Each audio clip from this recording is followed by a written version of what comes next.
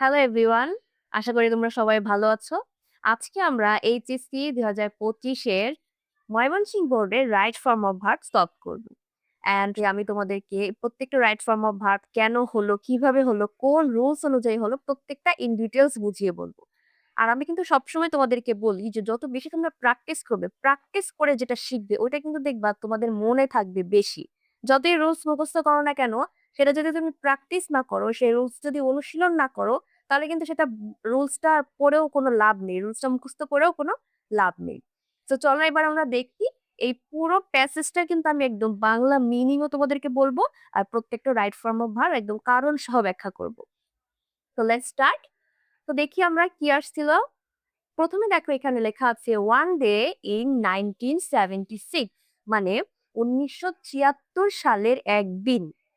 আচ্ছা, এই একটা লাইন বা এই একটা অংশই কিন্তু তোমার পুরো এই রাইট ফর্ম অফ ভার্বের মানে যে কয়টা ভার্ব আছে প্রত্যেকটাকে ইজি করে দিবে। জাস্ট এই একটা অংশ। সেটা কিভাবে?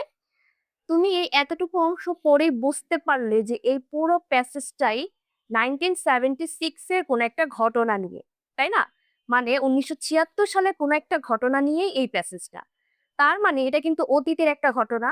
তো যখন তুমি বুঝতে পারলে যে এই পুরো প্যাসেজটাই পাস্ট এর, তার মানে তোমার 50 কেন 70% প্রবলেম সলভ হয়ে গেল যে এই প্যাসেজের 70 to 80% ভার্বই পাস্টে হবে। ওকে? সো তোমার অনেকটা ইজি হয়ে গেল যে তো এজন্য তোমার কাজ হচ্ছে ১ম এ প্যাসেজটা দেখা যে প্যাসেজটা আসলে কি ভিত্তিতে আছে। এটা কি প্রেজেন্ট নিয়ে নাকি পাস্ট নিয়ে? তো যখন তুমি আইডেন্টিফাই করতে পারবে এটা প্রেজেন্ট নাকি পাস্ট তখন কিন্তু তুমি তোমার 80% প্রবলেম সলভ করে ফেললা। যে বেশিরভাগই ভার্ব এখন তোমার পাস্টেই হবে। ওকে? সো এবার আমরা তাহলে দেখি যে ১৯৭৬ সালের একদিন প্রফেসর মোহাম্মদ ইউনুস মানে অধ্যাপক Mohammad Yunus visit a poor village একটি গরিব গ্রাম পরিদর্শন করেছিলেন নিয়ার চিটাগং ইউনিভার্সিটি মানে চিটাগং ইউনিভার্সিটির পাশে একটি গরিব গ্রাম পরিদর্শন করেছিলেন মোহাম্মদ ইউনুস ১৯৭৬ সালে। তো এখন দেখো আমি তোমাকে একটু আগেই বলেছি যে যেহেতু এই প্যাসেজটা পাস্টে তাহলে ভার্ব গুলো কি সব পাস্টে হবে। তো এখানে দেখো তোমার ভার্ব হচ্ছে ভিজিট, তাহলে ভিজিটেরও তুমি পাস্ট বসিয়ে দাও যেহেতু সে ভিজিট করেছিল, তাই না? তাহলে ভিজিটের পাস্ট ফর্ম হচ্ছে ভিজিটেড। ওকে, সো আমরা কি করব এখন ভিজিটের পাস্ট ফর্মটা বসিয়ে দিব। একদম ইজি। এখন কিন্তু দেখবা বেশিরভাগ ভার্বেরই শুধু পাস্ট ফর্ম বসালেই হয়ে যাচ্ছে। কয়েকটা স্পেসিফিক রুলস আছে যেটার জন্য পাস্ট আমরা বসাতে পারবো না, সেটা আমি তোমাদেরকে দেখিয়ে দিব। বাট বেশিরভাগই দেখবো পাস্ট দিলেই হয়ে যাচ্ছে। আচ্ছা, সো এটা গেল। আচ্ছা, next he meet a poor woman who made bamboo stools for a living মানে সে দেখা করেছিল মিট মানে দেখা করেছিল একটা গরিব মহিলার সাথে যে কিনা তৈরি করতো ব্যাম্বু স্টুলস মানে বাঁশের মোড়া। স্টুল বলতে আমরা মোড়া মানে যেখানে যেখানে বসা হয় মোড়া বা টুল যেটাই বলো। তো সে বাঁশের মোড়া বানাতো ফর এ লিভিং মানে জীবিকা নির্বাহের জন্য বা জীবনযাপন করার জন্য সে বাঁশের মোড়া বানাতো এমন একজন মহিলার সাথে সে দেখা করেছিল, মিট করেছিল। সো এখানে কিন্তু মিট প্রেজেন্ট ফর্মে আছে। সো তোমাকে কি করতে হবে? পুরো ভার্বটা কি পাস্ট করে দিতে হবে যেহেতু সে দেখা করেছিল। যেহেতু পুরো প্যাসেজটাই পাস্ট দিয়ে। সো তুমি মিটের পাস্ট কি? আমরা জানি মিটের পাস্ট ফর্ম হচ্ছে মেট। এমইটি মেট। ওকে? সো গেল আমাদের এটা। আচ্ছা, নেক্সট দেখো অলদো শি ওয়ার্ক হার্ড মানে যদিও সে কঠোর পরিশ্রম করে, কার কথা বলতেছে? সেই মহিলার কথা বলতেছে, সেই গরিব মহিলার কথা বলতেছে যে although she work hard she remain poor মানে যদিও সে কঠোর পরিশ্রম করে সে গরিবই থেকে যাচ্ছে। রিমেইন পুয়ার মানে গরিবই থেকে যাওয়া।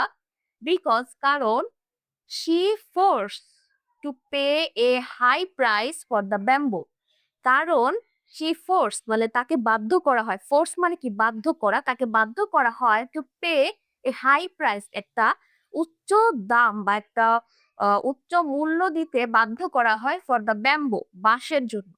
তাহলে তোমার পুরো সেন্টেন্সটার মিনিংটা হচ্ছে এরকম যে সে কঠোর পরিশ্রম যদিও সে কঠোর পরিশ্রম করে বাট তারপরেও সে গরিবই থেকে যাচ্ছে কারণ তাকে বাঁশের জন্য উচ্চ মূল্য দিতে হয় বা উচ্চ মূল্য দিতে তাকে বাধ্য করা হয়। তো এখানে দেখো ৩ টা ভার্ব আছে টোটাল। এখন তোমাকে এই ৩ টা ভার্ব বসাতে হবে। তো সিম্পলি দেখো আমরা although she work hard, যদিও সে কঠোর পরিশ্রম করে। সো এখানে ওয়ার্ক আছে, তুমি জাস্ট এটাকে পাস্ট করে দাও। ঠিক আছে? আমরা তো জানি এখানে এখন প্রত্যেকটা বেশিরভাগ ভার্বই পাস্ট হবে। সো পাস্ট করে দিলাম। যদিও সে কঠোর পরিশ্রম করে বা করেছিল, সে রিমেইন পোর। তাহলে রিমেইন এটাকেও তুমি পাস্ট করে দাও রিমেইনড। রিমেইন এরও পাস্ট করে দিলাম রিমেইন, মানে সে গরিবই থেকে যাচ্ছে বিকজ হি ফোর্স। তাহলে এখানেও তুমি পাস্ট করে দাও ফোর্সড। কিন্তু এখানে একটু টুইস্ট আছে। এই টুইস্টটা কি? এখানে হচ্ছে একটা ইম্পোর্টেন্ট রুলস আছে। আমি বলতেছি, এটা একটু ভালো করে খেয়াল করো। সেটা হচ্ছে because she force to pay. এইখানে দেখো খেলাটা হচ্ছে এরকম। এখন আমরা প্যাসিভ সাবজেক্ট শিখবো বা প্যাসিভ সেন্টেন্স শিখবো। সেটা হচ্ছে কি, যখন কোনো সেন্টেন্সে যে সাবজেক্ট থাকে সে যদি ওই ভার্বের কাজটা না করে, যে সাবজেক্ট সে যদি ওই কাজটা না করে, তখন ওই সেন্টেন্সটাকে আমরা বলি প্যাসিভ সেন্টেন্স, আর ওই সাবজেক্টটাকে আমরা বলি প্যাসিভ সাবজেক্ট। সেই ক্ষেত্রে আমার রুলসটা হচ্ছে প্যাসিভ সাবজেক্ট যদি হয় বা প্যাসিভ সেন্টেন্স যদি হয় কোনো সেন্টেন্স, তখন আমরা ভার্বের পাস্ট পার্টিসিপল ফর্ম বসাবো এবং ভার্বের আগে একটা অক্সিলারি ভার্ব বসাতে হবে। অক্সিলারি ভার্বটা হবে কি? যদি তোমার সেন্টেন্সটা প্রেজেন্টের হয় তখন এম ইজ আর এর যে কোনো একটা, আর যদি সেন্টেন্সটা পাস্টের হয় তাহলে ওয়াজ ওয়্যার এর যে কোনো একটা। আর সেটা আমরা সাবজেক্ট অনুযায়ী বসাবো। ওয়াজ হবে না ওয়্যার হবে, বা এম ইজ আর কোনটা হবে সেটা আমরা সাবজেক্ট অনুযায়ী বসাবো। তো তোমার রুলস হচ্ছে এটা প্যাসিভ সেন্টেন্সের। দেখো তুমি প্যাসিভ সেন্টেন্স চিনবে কিভাবে? একটু খেয়াল করো, অর্থ দিয়ে চিনতে হবে যে বিকজ, কারণ, শি ফোর্স টু পে, তাকে বাধ্য করা হয়। এখানে দেখো শি হচ্ছে তোমার সাবজেক্ট, তাহলে শি ফোর্স, ফোর্স হচ্ছে বাধ্য করা। এখন এই বাধ্য করে কে? এই শি মানে সে নিজেই কি নিজেকে বাধ্য করে? নো, বাধ্য করে কে? তাকে অন্য মানুষ বা জমিদাররা বাধ্য করতেছে, বা ধরো অন্য যারা আছে তারা বাধ্য করতেছে তাকে চড়া একটা মূল্য দিতে। কিন্তু সে নিজে তো বাধ্য করতেছে না নিজেকে। তার মানে এই যে সে এই ফোর্স করার কাজটা সে করছে না, করছে অন্য কেউ, বাট কাজের ফলাফলটা তার কাছে আসতেছে বা কাজের ফলাফলটা সে ভোগ করতেছে। আমার কথাটা বোঝাতে পেরেছি? এই ধরনের সেন্টেন্সকে আমরা বলবো প্যাসিভ সেন্টেন্স। একটু খেয়াল করো, এর আগের অংশটা খেয়াল করো। although she work hard, এটা একটু খেয়াল করো। যদিও সে কঠোর পরিশ্রম করে। তো এইখানে তোমার সাবজেক্ট হচ্ছে she, আর এখানে ভার্বটা হচ্ছে ওয়ার্ক। তাহলে এই যে সেই কিন্তু কাজ করে। তার মানে যে সাবজেক্ট আছে সে কাজটা করে। এটাকে আমরা বলি অ্যাক্টিভ। নরমালি আমাদের সেন্টেন্স গুলো বেশিরভাগই অ্যাক্টিভে থাকে। আই ইট, আমি খাই। আমি নিজেই খাচ্ছি, আমি কাজটা করতেছি, দ্যাটস ওয়াই এটা অ্যাক্টিভ। তো যখন অ্যাক্টিভে থাকে তখন আর তোমার ওই প্যাসিভের রুলস লেখার দরকার নাই। নরমাল তখন আমরা কাজ করব, যেমন এটা অ্যাক্টিভে ছিল, আমরা নরমাল ভাবে পাস্ট ফর্ম বসিয়ে দিছি, বা যে রুলস হতো সেটা বসিয়ে দিতাম। বাট প্যাসিভটা চেনার উপায় হচ্ছে এটাই, যখন তুমি দেখবে যে সাবজেক্ট আছে সে ওই ভার্বে যে কাজটা সেটা করছে না, কাজটা করবে অন্য কেউ, বাট কাজের ফলাফলটা তার কাছে আসবে। সেখানে আমরা দেখলাম ঠিক তাই হলো, যে শি ফোর্স মানে তাকে ফোর্স করা হয়, তাকে বাধ্য করা হয়, কিন্তু বাধ্যটা করে অন্য কেউ। এই কারণে এই সেন্টেন্সটা হয়ে যাচ্ছে প্যাসিভ সেন্টেন্স। আর প্যাসিভের রুলস হচ্ছে তুমি যে ভার্বটা আছে সেই ভার্বের পাস্ট পার্টিসিপল ফর্মটা বসাবে, মানে ভি3 ফর্ম। ফোর্সে ভি3 ফোর্সড, অ্যান্ড এই ভার্বের আগে একটা অক্সিলারি ভার্ব দিতে হবে। সো এখন তুমি দেখো পুরো প্যাসেজটা যেহেতু পাস্টের, সো আমরা পাস্টের জন্য জানি অক্সিলারি ওয়াজ অথবা ওয়্যার। তো যেহেতু সাবজেক্ট তোমার শি সিঙ্গুলার, সো সেই ক্ষেত্রে আমরা অক্সিলারি বসাবো ওয়াজ, প্লুরাল হলে ওয়্যার বসাতাম। আশা করি বুঝাতে পেরেছি রুলসটা আমি। এটা কিন্তু অনেক ইম্পর্টেন্ট একটা রুলস। এটা যদি বুঝতে পারো তাহলে তুমি অনেক কিছু পেরে গেছো মনে করবা। আচ্ছা, তো এখন এটা গেল আমাদের। আচ্ছা, নেক্সট দেখো, she did not have enough money. She did not have, তার ছিল না, ইনাফ মানি, পর্যাপ্ত পরিমাণে টাকা, বাই দ্য ব্যাম্বু। আচ্ছা, এন্ড এর পরের অংশটা পরে পড়তেছি, আগে এই অংশটা সলভ করি।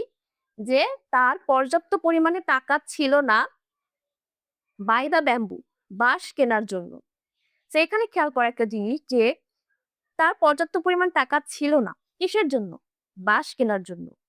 তো তো এখানে তোমার একটা উদ্দেশ্য বোঝাচ্ছে যে এই কাজটা করার জন্য তার এটা ছিল না।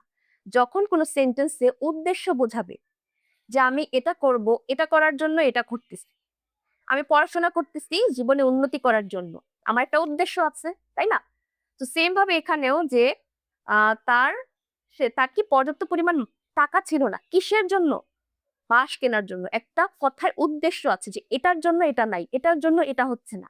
সো এই ধরনের উদ্দেশ্য যখন থাকবে সেন্টেন্সে তখন আমরা যে ভার্বটা আছে সেই ভার্বের আগে একটা টু বসাবো। টু বসাবো। এটাকে বলা হয় ইনফিনিটি। টু বাই আর যে ভার্বটা থাকবে ভার্বটা অবশ্যই প্রেজেন্টে হবে কেননা টু এর পরে ভার্ব সবসময় প্রেজেন্ট ফর্মে থাকে। টু এর পরে ভার্ব সবসময় প্রেজেন্টে থাকে এটা মনে রাখবা। তো যখন তোমার কোনো সেন্টেন্সে উদ্দেশ্য বোঝাবে যেমন I want to buy a new car. তো দেখো আমি চাই কি চাই একটা নতুন গাড়ি কিনতে চাই। সো আমার একটা উদ্দেশ্য বোঝাচ্ছে কথাটার মধ্যে যে এক্ষেত্রে আমি কি বললাম আই ওয়ান্ট টু বাই আমি কিনতে চাই। সো এই ধরনের উদ্দেশ্য যখন বোঝাবে কোনো সেন্টেন্সে তখন সেখানে ভার্বের আগে একটা টু বসাবা এন্ড ভার্বটা অবশ্যই প্রেজেন্টে থাকবে। তো হয়ে গেল আমার টু বাই।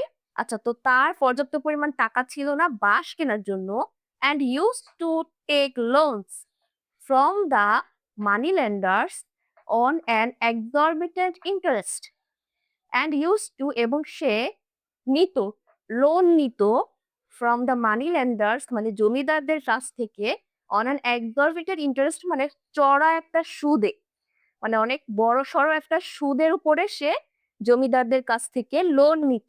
সে এইখানে দেখো টেকটা তুমি কি ভার্বের কোন ফর্মটা বসাবে? একদমই ইজি সেটা হচ্ছে ভার্বের আগে দেখো টু আছে। আর একটু আগে আমি বলেছি যে টু এর পরে টু একটা প্রিপোজিশন বাট এখানে রুলসটা হচ্ছে যে কোনো প্রিপোজিশনের পরে ভার্বের সাথে আইএনজি যুক্ত হয় একমাত্র প্রিপোজিশন টু বাদে। একমাত্র টু প্রিপোজিশনটা যদি থাকে তখন ভার্বটা আর আইএনজি যুক্ত হবে না, কিছুই হবে না, ভার্বের প্রেজেন্ট ফর্মটা হবে। ওকে?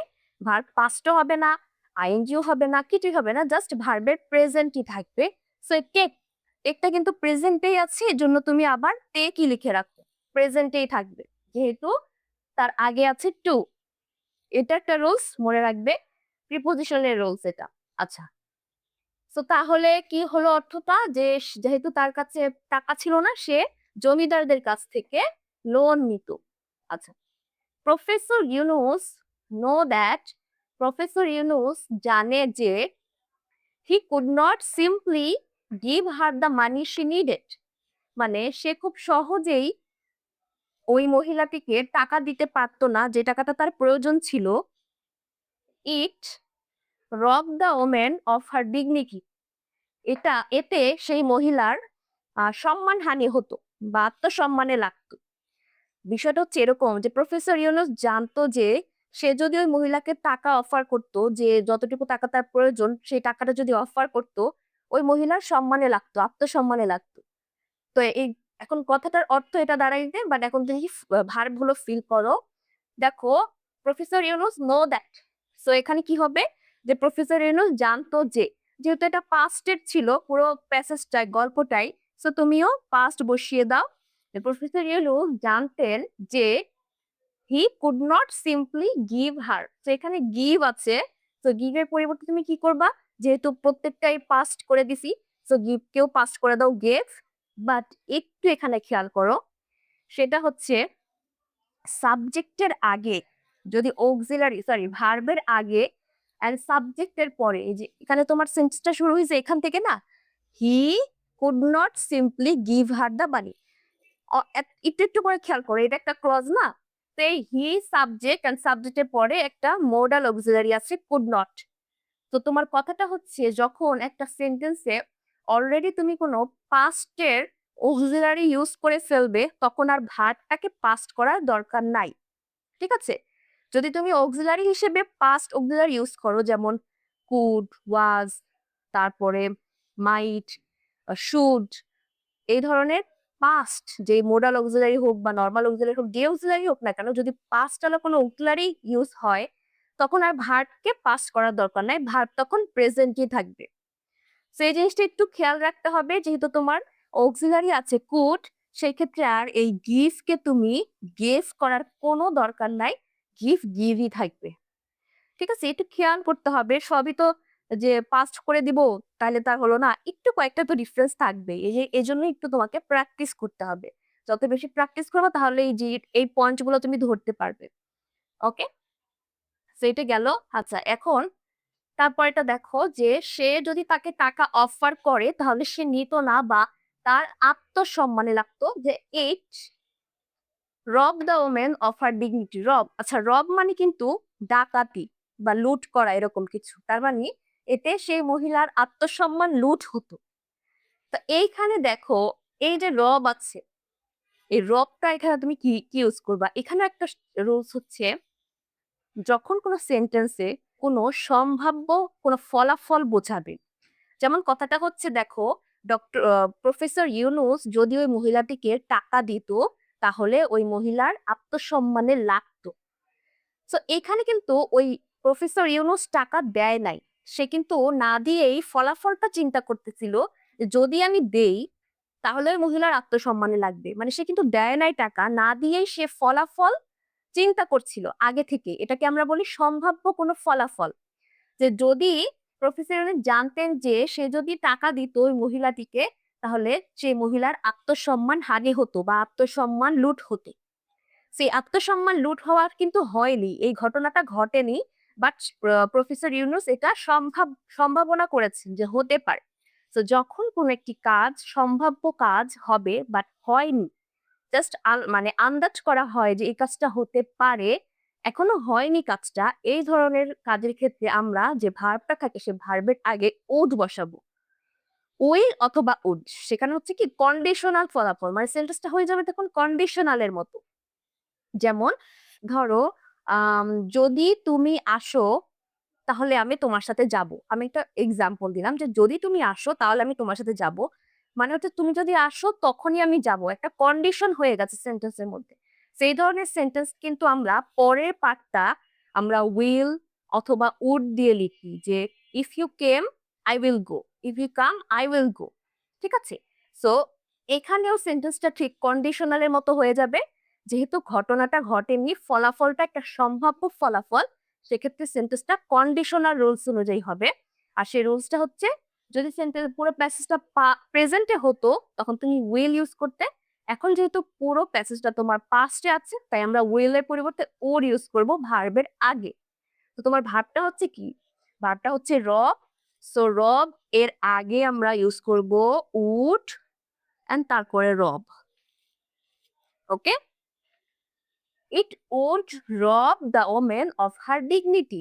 এটা অনেক বড় একটা রুলস বুঝালাম আমি। আশা করি বুঝাতে পেরেছি। তো যদি তোমাদের কারো কোনো অসুবিধা হয় বুঝতে অবশ্যই আমাকে জানাবে কমেন্ট সেকশনে। তো ওকে, এরপর আমরা নেক্সট দেখি।